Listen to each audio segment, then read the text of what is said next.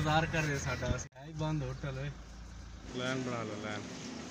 बिस्मिल्लाहिर्रहमानिर्रहीम। अस्सलाम वालेकुम। की हाल है जी? ठीक हो? उम्मीद करा तुम सारे ठीक होवोगे। तो जेडे बीमार ने दुआ करते हैं अल्लाह ताला उन्होंने शफा दे।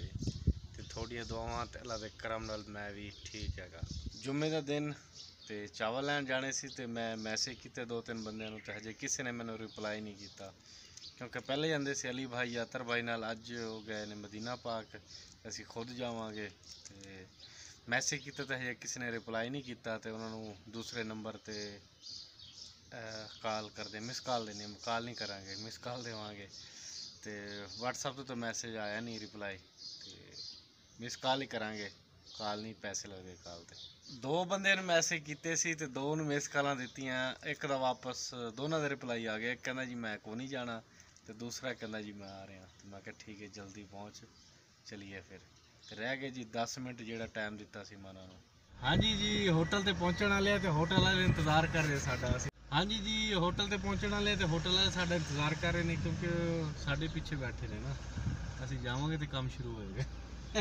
चलो जी, आज तो है ही बंद होटल है। ओए वो तो होटल ही बंद है जी। ये क्या है? ये 9 बजे आए हम कि क्या? 10:30 हो गई। अच्छा क्या हुआ? होटल बंद है। चलो रोटी के पास जाती। हाँ उधर जाते हैं, फिर ये देखते हैं। धक्के नहीं देने भाई, लैन बना लो लैन। धक्के नहीं देने।